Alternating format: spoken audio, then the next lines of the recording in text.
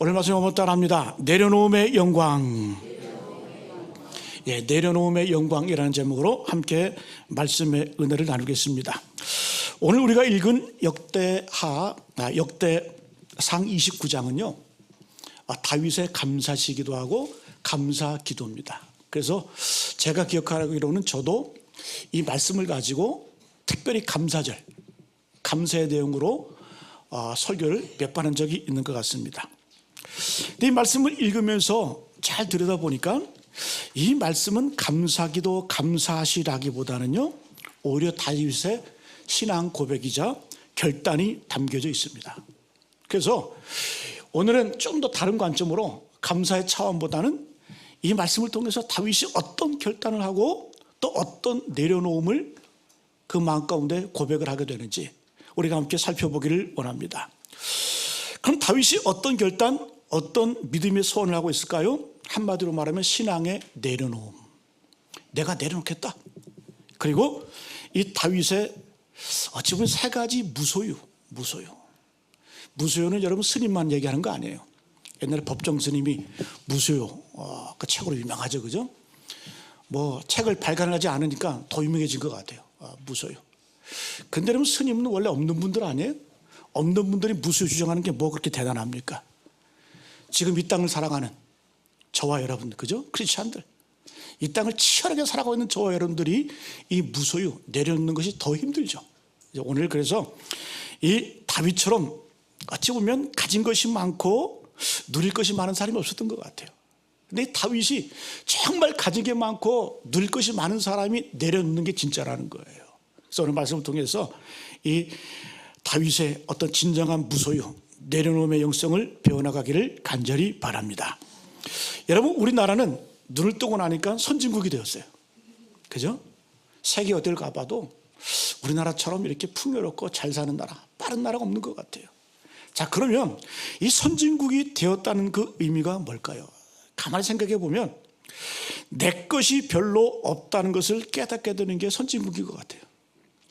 어떤 분은 그런 얘기합니다. 집 얘기를 하면서 야, 나 집이 있어. 근데 가만히 생각해 보면 집의 대부분은 대출을 받아서, 그죠? 산 거 아닙니까? 그 은행에다가 월세 주고 있는 거예요. 우리 손정수 권사님이 깊이 공감하시는 것 같은데, 그죠? 그래요. 내 집인 것 같은데 거의 인생을 마감할 그때쯤 내 집이 되는 거예요. 다 갖고 난 다음에, 그죠? 자동차 내 것 같지만 거의 다 할부로 삽니다. 그래서 이 자동차가 다 낡아서 바꾸고 싶을 때, 버리고 싶을 때, 그때 모처럼 이제 내 차가 되는 거예요. 그러니까 내 소유인 것 같지만 뭐 진짜 내 소유라고 보기 힘듭니다. 그래서 선진국으로 갈수록요 이 소유 개념보다는 사용 개념이 더 강합니다. 사용 개념. 그래서 누가 부자냐 이걸 따질 때 얼마나 많이 소유했냐 이걸 가지고 부자라고 정의를 내는 것이 아니고요, 누가 얼마나 더 사용하고 기부했느냐, 그걸 가지고 부자의 기준이 정해지는 겁니다. 그래서 여러분, 우리가 무조건 소유한다는 것 어찌 보면 성경적인 관점에서 보게 되면 어리석다라고 우리가 표현할 수가 있습니다. 오늘 말씀에 나오는 이 다윗 왕은요 가진 것이 엄청났습니다. 어마어마합니다. 제가 좀 이따가 이 다윗이 성전 짓기 위해서 하나님께 드린 그걸 잠깐 소개할 텐데, 다윗은 여러분 어마어마한 부와 권력을 가진 사람이에요. 근데 그의 말년의 고백이 뭡니까? 오늘 말씀의 내용 보니까요 다 내려놓겠다, 소유하지 않겠다. 근데 중요한 건 뭔 줄 아세요? 내려놓을 때, 소유하지 않을 때 그때 진짜 영광이 임한다는 거예요. 이게 여러분 그리스도인의 영광인 줄로 믿습니다. 여러분과 예수님을 표현할 때 예수님의 내려놓음 가장 잘 표현한 성경이 저는 빌립보서 2장 5절로 11절인 것 같아요. 예수님의 그 내려놓은 그 모습, 무소유. 빌립보서 2장 5절 말씀 뭐라고 말씀합니까? 너희 안에 이 마음을 품으라. 그는 근본 하나님의 본체시나 하나님과 동등됨을 취할 것으로 여기지 아니하고 오히려 자기를 비워 종의 형체를 가지사 사람처럼 되셨다. 그러니까 하늘 영광 다 버리시고 하늘 영광 다 내려놓으시고 사람이 되셔서 결국 어떻게 했다? 자기를 낮추시고 죽기까지 복종하셨으니 곧 십자가에 죽으심이라. 이게 주님의 내려놓음이에요. 여러분, 내려놓은 무수유로 말하면 예수님 같은 분이 어디 있습니까? 근데 여러분, 진짜는 그 다음부터예요. 이렇게 주님께서 내려놓으시니까 진짜 영광이 임하는 거예요. 빌립보서 2장 9절 11절 말씀, 이름으로 하나님이 그를 지극히 높여 모든 이름 위에 뛰어난 이름을 주사 하늘에 있는 자들이나 땅에 있는 자들과 땅 아래에 있는 모든 자들로 모든 무릎을 예수의 이름에 꿇게 하시고 모든 입으로 예수를 주라 신하게 하셨느니라. 할렐루야. 예수님 내려놓으시니까요, 하늘 영광 버리시고 하나님 그 본체, 하나님이죠. 예수님이 그 예수께서 하늘 보좌를 버리시고 내 때로 이 땅에 오시니까요, 하나님께서 그를 높여 모든 만물에 뛰어난 이름을 주사 땅에 있는 자들이나 하늘에 있는 자들이나 땅 아래에 있는 모든 자들로 모든 무릎 예수 이름 앞에 꿇게 하시고 또 모든 이불을 예수로 주라 신하게 하셨다. 여러분, 진짜 영광은 언제요? 내려놓을 때 진정한 영광이 임하게 되는 줄로 믿습니다. 그래서 예수님의 이 비하승귀 내려놨더니 높여졌더라. 이 내려놓음의 극치, 내려놓음의 끝판왕이 바로 예수 그리스도십니다. 그 예수님의 조상이 되는 그 다윗, 오늘 말씀의 내용이죠, 그죠? 이 다윗의 세 가지를 내려놓는데 오늘 여러분 이 사순절 기간을 보내면서 이 다윗의 세 가지 내려놓음의 영성을 소유하게 되시기를 간절히 축복합니다. 그럼 다윗은 무엇을 내려놓았을까? 첫 번째는 칭찬과 영광을 내려놓습니다. 그리고 두 번째는요, 물질에 대한 소유를 내려놓습니다. 그 다음에 세 번째는 근심과 염려를 내려놓습니다. 여러분, 우리가 이 세 가지 내려놓으면요, 하나님이 우리의 삶을 그 어떤 인생보다 더욱더 영광스럽게 만들어 가시는 줄로 믿습니다. 한번 따라합니다. 다윗은 칭찬과 영광을 내려놓았다. 첫 번째, 다윗은 칭찬과 영광을 내려놓습니다. 여러분, 인간의 본성 가운데 인정받고자 하는 욕구, 칭찬받고자 하는 욕구, 이게 가장 큰 것 같아요. 근데 다윗은 그거를 하나님 앞에 내려놓습니다. 자, 11절 말씀 같이 한번 읽습니다. 11절 말씀 시작. 여호와여, 위대하심과 권능과 영광과 승리와 위엄이 다 주께 속하여 싸우니 천지에 있는 것이 다 주의 것이로소이다. 여호와여, 주권도 주께 속하여 싸우니 주는 높으사 만물의 머리이심이니이다. 할렐루야. 다 주께 속하였고 다 주의 것입니다. 요약하면 잘 보세요. 위대함, 권능, 영광, 승리, 위엄, 주권, 이거 누구의 것입니까? 원래 왕의 것이죠. 왕정시대니까 다 왕의 것인데, 왕이 가져야 할 위대함, 권능, 칭찬, 영광, 이거 다 내 것 아니라는 거예요. 다 누구에게? 하나님께 속해 있습니다. 하나님의 것입니다. 이게 다윗이에요. 여러분, 이거 쉬운 것 아닙니다. 왕으로서의 결코 쉽지 않은 고백이라는 겁니다. 왜요? 사람은 인정받고 칭찬받는 욕구가 가장 강합니다. 짐승도 그래요. 짐승도. 오죽하면 여러분 책 제목에 그런 책도 있을까요? 칭찬은 고래도 춤추게 한다. 여러분, 고래가 춤출 몸매입니까? 근데 여러분, 칭찬하면 고래도 춤을 춘대. 그러니까 사람이나 짐승이나 다 인정받고 쓰다듬어 주면 어떻게 해요? 좋아한다라는 겁니다. 그 인간이 그런 것 같아요. 이 칭찬받고 인정받으면 절제를 못하는 것 같아요. 제가 어렸을 때 탁구 선수였거든요. 초등학교 2학년 때부터 6학년 때까지 탁구 선수였는데, 뭐 나름대로 저도 운동선수였어요. 근데 옛날에 참 운동을 무식하게 했어요. 탁구를 할 때, 배울 때 탁구 라켓에다가요, 납작한 얇은 돌을요, 본드를 붙여. 그래가지고 이거를 막 하루에 수백 개씩. 그 고사리 같은 거 초등학교 예? 그렇게 참 무식하게 운동을 했던 것 같아요. 근데 이제 도민체전이나 이렇게 운동 대회를 나가잖아요. 그러면은 이 탁구 선수로 나갔는데 갑자기 핸드볼 선수가 다치면 옷 갈아입고 핸드볼 합니다. 축구 선수가 다치잖아요. 그럼 저 탁구 선수인데 축구복 갈아입고 축구합니다. 그 옛날에 운동 그렇게 시켰어요. 그러니까 다 시켰어요. 근데요, 운동하다 보면 그런 게 있어요. 누가 막 옆에서 소리 지르고요, 환호하잖아요. 그거 죽는 줄 모르고 뛰어요. 예? 정신 못 차리고 뛰어요. 절대가 안 돼. 군대에서도 보세요. 군대에서도 뭐 대대별로, 부대별로 이렇게 축구대회 같은 거 하면 무식하게 축구합니다. 막 태클을 막 허리까지 들어가. 근데 거기에 여자들이 한번 소리를 질러 보세요. 그 정신 못 차리는 거죠. 여러분, 우리 인간이라는 게 이렇게 칭찬에 취약하고요, 그 인정받는 욕구가 참 대단한 겁니다. 이런 욕구 앞에서 다윗은요, 이런 칭찬과 영광, 내가 받아야 될, 왕으로서 받아야 될 이 칭찬과 이 영광을 과감하게 내려놓습니다. 다윗 보세요. 얼마나 칭찬받을 일이 참 많은 사람입니까? 그 어린 소년이 골리앗을 죽였잖아요. 승리했잖아요. 그래서 여인들이 막 외치잖아요. 사울은 천천히요, 다윗은 만만이로다. 심지어 여러분, 다윗은 적국 왕에게도 칭찬을 받습니다. 더 나아가서 원수 사울에게도 칭찬받아요. 쫓아다니다가 사울이 그 다윗이 그 사울왕을 죽일 기회도 죽이질 않으니까 사울왕이 나가가지고 뭐라고 외칩니까? 울면서, 다윗아, 너는 나보다 의롭다. 너 그다음부터 쫓아가지 않잖아요. 여러분, 하나님께 칭찬받은 사람이 다윗이에요. 그는 내 마음에 맞는 사람이다. 내 뜻을 그를 통해서 이뤄나가겠다. 여러분, 칭찬으로 말하면요, 다윗만큼 사람에게 칭찬받고요, 하나님께 칭찬받은 사람이 없어요. 근데 다윗은요, 조금이라도 그 칭찬을 자기가 소유하지 않습니다. 그러면서 시편 115편 1절에 보게 되면 다윗이 선언합니다. 여호와여, 영광을 우리에게 돌리지 마옵소서. 우리에게 돌리지 마옵소서.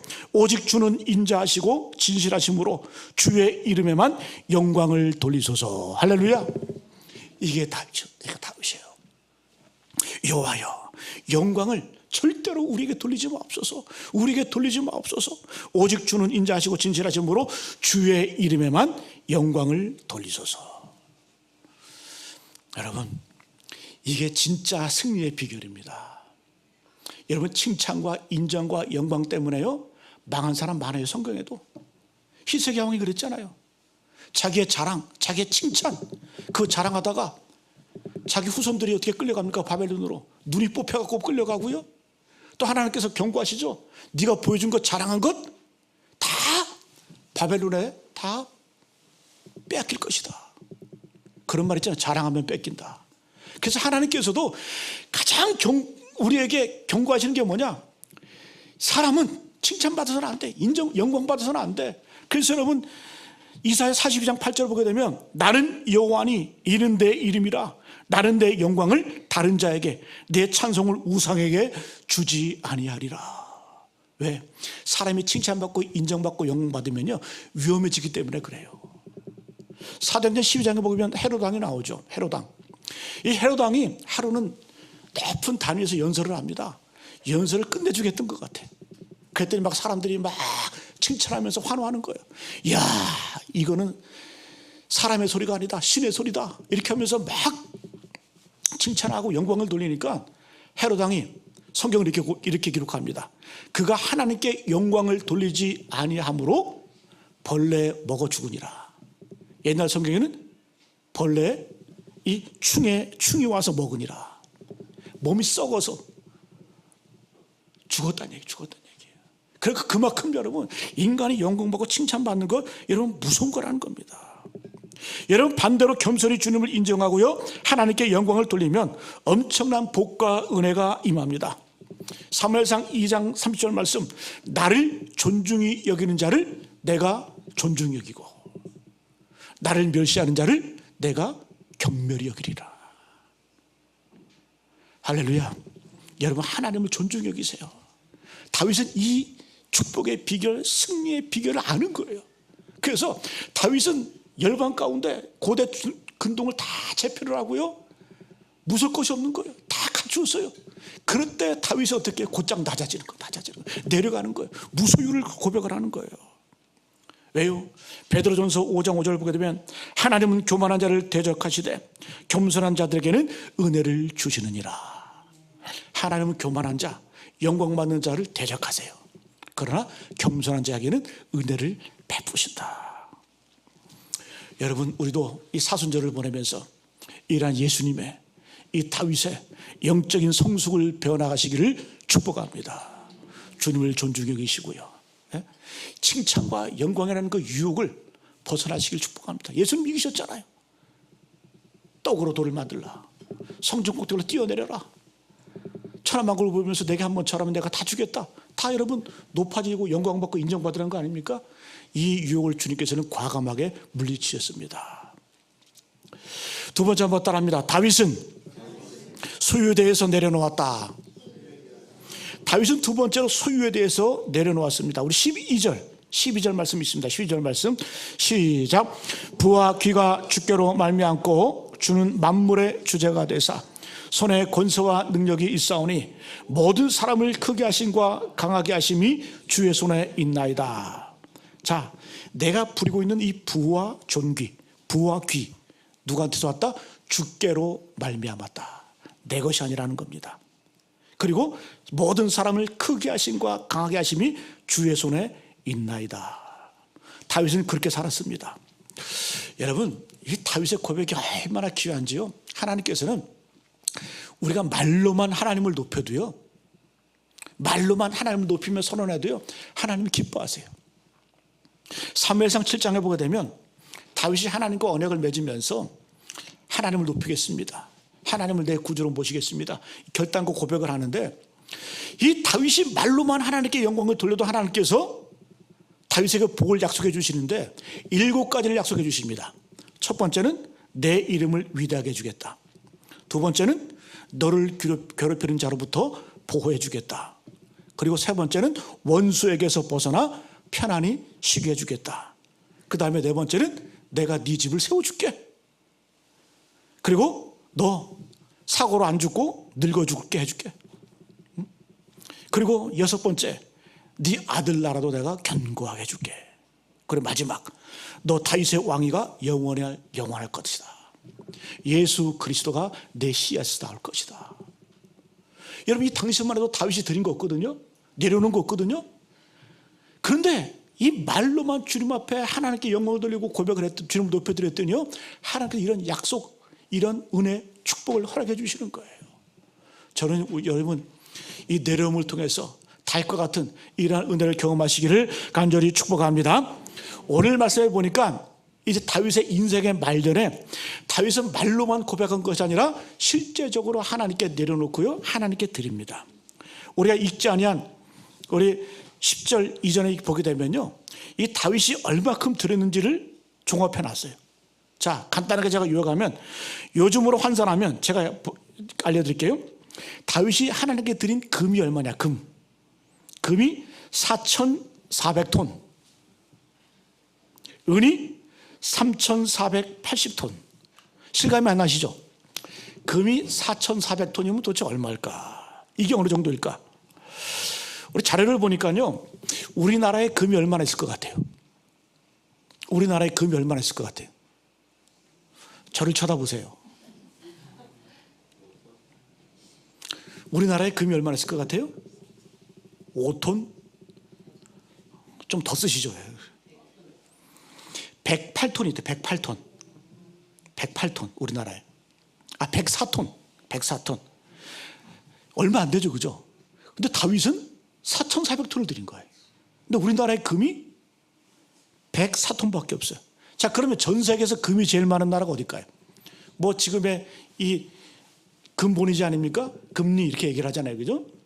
자, 그럼 전 세계의 금이 얼마나 될까? 가장 많은 나라가 어디일까요? 미국인데요. 미국이 금이 얼마 될 것 같아요? 8,100톤. 미국이 8,100톤. 제일 금이 많은 나라, 8,100톤. 근데 여러분, 생각해 보세요. 다윗은 이 미국의 금의 절반 정도를 하나님께 드린 거예요. 상상이 가세요? 자, 그러면 전 세계에서 두 번째로 금이 많은 나라가 어딜까요? 독일은 얼마나 될까? 독일은 보니까요, 독일의 금을 보관한 게 아니라 미국 맨하탄에다가 금을 보관하고 있습니다. 자, 보니까 3,300톤. 그 다음에 많은 나라가 중국이 2,200톤. 일본이 850톤. 일본도 1,000톤이 안 돼, 금이. 자, 그런데 이 다윗이 하나님 앞에 금 4,400톤? 저는 이걸 보면 야, 진짜 내려놓음이 맞다. 진짜 내려놨구나. 진짜 아무것도 하나님 앞에 소유하지 않겠다라고 하는 그런 마음이 있구나. 여러분, 이걸 보시고 하나님께서 너무 부담이 되시는 거예요. 다윗 도대체 나한테 왜 이러냐? 내가 도대체 어떤 축복, 어떤 은혜를 내게 주어야 결국 여러분 하나님께서 주다 줄 복이 없으니까 어떤 복을 주십니까? 너를 통해서 인류를 구원하는 메시아가 나오게 하겠다. 이런 축복을 받는 겁니다. 여러분, 뭔가 제가 드릴 말씀은요, 많이 들었다 그래서 하나님의 복을 받고 그런 차원의 말씀하는 게, 그런 유치한 얘기하는 게 아니에요. 제가 다윗은 그의 마음 자세가 어떻게 해요? 하나님 앞에 온전히 들임이 되었고 내려놓음이 되었다라는 겁니다. 이걸 하나님이 기쁘시게 받았다라는 거예요. 여러분, 우리가 우리 자신에게 부여하지 마시고 하나님에게 부여하시기를 축복합니다. 뭐가 됐든요, 물질이 됐든 소유가 됐든 또 시간이 됐든 내 삶의 우선순위가 됐든 하나님의 우선순위를 읽을 때 하나님 그것을 기뻐하신다라는 거예요. 하나님에 부여하시기 바랍니다. 외국 사람들이 와서 놀라는 게 있어요. 우리나라 사람들 보면서 식당에 가서 그 외국 사람들이 우리나라 사람들 이렇게 보면 놀라는 게 뭐냐면 밥을 먹고 난 다음에 서로 밥값을 내려고 난리래. 내가 낸다.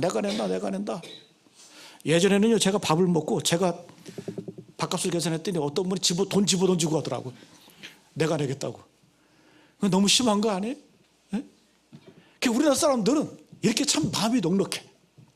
남이 밥값 내는 걸 견디지를 못해. 아니, 저도 어디 가서 밥 먹잖아요. 친구들하고 밥 먹고 가서 밥 먹고 남들이는 막 부담이 돼. 다음에 내가 살 시간이 빨리 돌아왔으면 좋겠어. 이것도 약간 병이죠. 네? 근데 외국 사람들은 더 집회 아닙니까? 내가 먹은 거 내가 내는 거 아니에요? 네?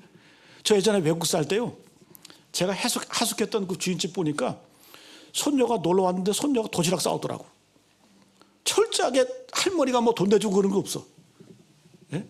그러니까 깜짝 놀랐어요. 야, 진짜 손녀 맞나? 진짜 할머니 맞나? 네? 그렇더라고요. 근데 여러분, 우리가 한번 되돌아보고, 저도 한번 되돌아보게 되더라고요. 우리가 사람에게는 이렇게 부유하고요, 사람에게는 이렇게 넉넉한데 왜 하나님 앞에는 단순하게 여러분 물질뿐만 아니라 우리 어떤 시간적인 면이나요, 우리가 하나님께 예배하는 모습이나요, 왜 하나님 앞에는 넉넉하지 못할까? 우리가 세상 살아가면서 과소비하잖아요. 과음도 하잖아요. 과식도 하잖아요. 근데 왜 하나님 앞에는 과헌신이 되지 않을까? 뭔가 여러분, 이거 아이러니한 거 아닙니까? 여러분, 다윗은 오늘 말씀, 다윗의 영성은요, 하나님 앞에 모든 거 내려놓는 거예요. 하나님 기뻐하시고 영광 받으시는 겁니다. 여러분, 이 사순절을 보내면서 이 다윗의 영성, 저는 기도 제목이 있어요. 주님, 이 다윗의 스케일이 나의 스케일이 되게 하옵소서. 여러분, 우리 모두 이러한 영성을 배워나가시기를 축복합니다. 마지막 한번 따라합니다. 다윗은 근심과 두려움을 내려놓았다. 여러분, 칭찬과 영광, 소유, 물질, 그것만 내려놓는 거 아니에요. 이 땅을 살아가면서 내 삶에, 내 마음속에 있는 근심과 두려움, 그거 내려놔야 돼요. 이거 내려놓지 않으면 절대 신앙이 성장하지 못합니다. 다윗도 왕이기도 하지만요, 한 아들의 아버지입니다. 마지막에 이 19절에 보게 되면요, 다윗이 그의 아들을 위해서 하나님께 기도하는 모습을 우리는 보게 됩니다. 아버지의 마음을 가지고. 자, 우리가 이 다윗 아버지의 마음을 가지고 19절 한번 읽어볼까요? 19절 말씀 시작. 또 내 아들 솔로몬에게 정성된 마음을 주사 주의 계명과 권명과律례를 지켜 이 모든 일을 행하게 하시고 내가 위하여 준비한 것으로 성전을 건축하게 하옵소서 하였더라.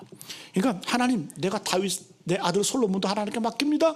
그리고 내가 갖고 있는 이 마음도 동일하게 솔로몬도 이 마음 갖게 하옵소서. 이 마음 갖기 원합니다. 그러니까 다윗은요, 다른 건 물질 생각하는 것이 아니라 아버지의 이 마음, 아버지의 하나님을 향한 이 열정, 이 사랑, 이것을 내 아들도 본받기를 원합니다.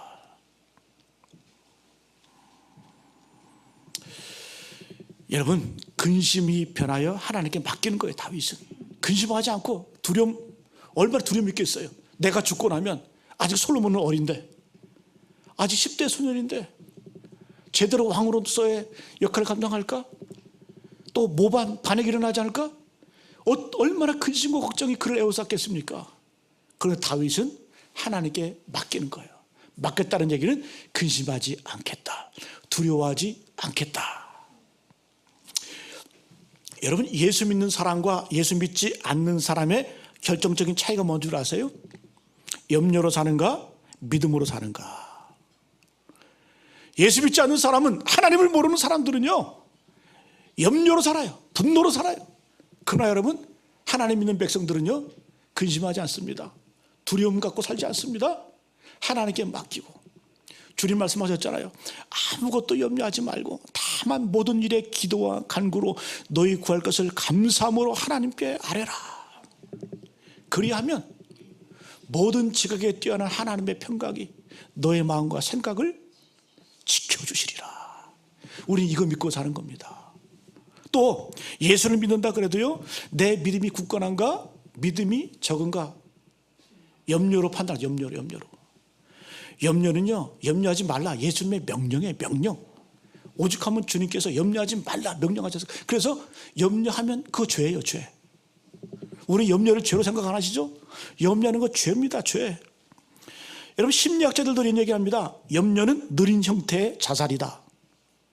염려는 느린 형태의 자살이다. 자꾸 염려하고 근심하면요, 나를 죽이는 거예요. 생명을 갉아먹는 거예요. 나를 질식시키는 거예요. 자, 그러면 오늘 마지막으로 이 염려와 근심에서 해방되는 방법이 뭘까? 간단하게 세 가지 한번 살펴보기를 원합니다. 염려에서 자유로울 수 있는 그 방법이 뭘까? 한마디로 말하면요, 생각 좀 하고 살라는 거예요. 생각하고 살라는 거예요. 그럼 뭘 생각하고 살까? 첫 번째, 창조의 원리를 생각하라. 창조의 원리를 생각하라. 마태복음 6장 25절 말씀. 그러므로 내가 너에게 이르노니 목숨을 위하여 무엇을 먹을까, 무엇을 마실까, 몸을 위하여 무엇을 입을까 염려하지 말라. 염려 3종 세트죠. 무엇을 먹을까, 무엇을 마실까, 무엇을 입을까, 다 이거 우리 고민하는 거 아닙니까? 한마디로 요약하면 이 세 가지가 고민하는 거 아니야 다? 이거 염려하지 말라는 거예요. 그 다음에 뭐라고 말씀해? 목숨이 음식보다 중하지 아니하며 몸이 의복보다 중하지 아니하냐. 염려하지 말아야 될 이유가 뭐냐? 우리의 목숨이 음식보다 더 중요하다. 그리고 우리의 몸이 의복보다, 우리가 무엇을 입을까 하는 그 의복보다 더 중요하다는 거예요. 대조하고 있죠. 목숨과 음식, 몸과 의복을 대조하고 있습니다. 자, 제가 질문할게요. 여러분, 몸이 중요합니까? 옷이 중요합니까? 옷이요? 몸이 중요하죠. 몸이 중요하죠. 옷은 찢어도 돼요. 근데 몸을 찢어주면 안 되잖아요. 주님 그런 말씀하시는 거예요. 몸이 음식보다 중요하고 몸이 의복보다 중요하지 않냐. 여러분, 잘 이해가 안 가시면요, 여러분 어디 백화점에 가서 1,000만 원짜리 가방을 샀어요. 1,000만 원짜리 가방을 샀어요. 그 1,000만 원짜리 가방을 사면요, 포장지 걱정합니까? 아니죠. 여러분, 1,000만 원짜리 저도 안 사봤어. 사면요, 그에 걸맞는 포장지를 입혀줘요. 여러분, 1,000만 원짜리 명품백 줄 때 시커먼 비닐봉지에다가 이렇게 담아줍니까? 주님이 지금 그거 말씀하시는 거예요. 야, 몸을 주신 분이, 너에게 생명을 주신 분이 너희들에게 옷 주지 않겠냐? 너희에게 목숨을 주신, 그리고 너희에게 생명 주신 그분이 음식 주지 않겠냐? 주님 이 말씀하고 계시는. 그래서 우리가 염려와 근심이 있을 때, 내가 몸을 입어야 무엇을 먹을까, 무엇을 마실까, 무엇을 입을까 염려할 때에 염려하지 말라는 거예요. 뭘 기억하라? 뭘 생각하라? 창조 섭리를 기억하라. 하나님이 너를 창조했지 않냐? 너는 복된 존재, 귀한 존재야. 두 번째는 뭘 생각하라? 우리의 신분을 생각하라. 마태복음 6장 26절 보니까요, 공중의 새를 보라. 심지도 않고 거두지도 않고 창고에 모아들이지도 아니하되 너희 하늘 아버지께서 기르시나니 너희는 이것들보다 귀하지 않냐. 하도 근심하고 두려워하니까 주님께서 뭐라고 말했어요? 야, 공중에 나나 한번 새를 한번 봐. 공중의 새가 심대? 씨를 뿌리디? 공중의 새가 거두어서 창고에 모아들이 돼? 왜 새만도 못하는 인생을 사느냐? 새도 안 하는 고민을 왜 고민하고 사느냐? 그 말씀이에요. 그 말씀이에요. 그러면서 하시는 말씀, 너희 하늘 아버지께서 기르시나니. 하나님은 누구시라고요? 우리의 아버지가 되신다. 우리 아버지가 되신다. 예? 여러분, 우리 아버지가 누구세요? 창조주의 하나님을 믿으시기를 축복합니다. 근심과 두려움이 올 때요, 당당하세요. 없어도 괜찮아요. 병들어도 괜찮아. 나는 누구다? 하나님의 자녀다. 이런 의식 갖고 있으면요, 세계 어딜 가도요, 아무리 어려움이 있고 고난이 있어도요, 난 하나님의 아들이다. 이 의식이 있으면요, 이겨낼 수 있습니다. 첫 번째는 창조의 일을 기억하시고요, 우리의 신분을 기억하시고, 마지막은요, 능력이 어디에 있는지를 꼭 생각하세요. 염려는 능력이 없습니다. 기도의 능력이 있지. 아무것도 염려하지 말라. 27절 보니까요, 마태복음 6장 17절 보니까, 너희 중에 누가 염려함으로 그 키를 한 자라도 더 할 수 있겠느냐? 염려해가지고 키 큰 거 봤냐? 여러분, 저는 그게 거짓말인 것 같아. 병원 가면 무슨 성장판 이렇게 막 그냥 하는 주사 같은 거 놓고 그러잖아요, 그죠? 올해들 키워보니까 그게 거짓말인 것 같아. 그런 거 없는 것 같아. 조금 여러분 영향은 있겠지만, 제가 그런 분 봤어요. 어떤 분은 자기 어렸을 때 못 먹고 살았대. 맨날 국수만 먹고 살았대. 그러니까 지겨주대. 국수만 보면. 근데 그분 키가 183이야. 그 아버지는 185요. 못 먹는다고 키 많은 거 아닌 것 같아. 근데 어느 집은 고기만 먹어요. 재벌집 아들인데 키가 160이야. 주님 그 말씀하시는 거예요. 누가 염려함으로 그 키를 한 자라도 염려한다고 키 조금이라도 크게 자랄 수 있게 하느냐? 염려하지 말라는 거예요. 염려하지 말라는 거예요. 그래서 여러분, 염려는 결국 믿음의 문제입니다. 마태복음 6장 30절 보게 되면, 마지막 절 보게 되면, 믿음이 적은 자들아, 이렇게 해요. 믿음이 적은 자들아, 믿음이 적은 자들아. 믿음의 문제라는 겁니다. 그래서 능력은 염려 있는 건 아닙니다. 여러분, 만약에 염려 능력이 있으면, 여러분 우리 기도에 모여서, 우리 예배에 모여서 같이 염려하지, 그죠? 염려 세미나 하지, 염려 부흥회하지. 예? 왜? 염려는 무익하고요, 능력이 없기 때문에 염려하지 말라는 거예요. 오히려 반대로 우리를 죽이는 게 염려라는 겁니다. 염려 시간에 기도하시고요, 기도는 인생을 돌파하는 능력과 파워가 있습니다. 여러분, 염려보다는 기도로 하나님께 영광 돌리시기를 간절히 축복합니다. 오늘 말씀 마치겠습니다. 오늘 여러분 다윗의 감사시, 감사의 기도로 많이 묵상하라는데요, 저는 오늘 이 말씀, 감사의 내용도 있지만 다윗의 철저한 선언, 믿음의 결단의 고백이 있습니다. 내려놓겠다. 첫 번째 뭐를요?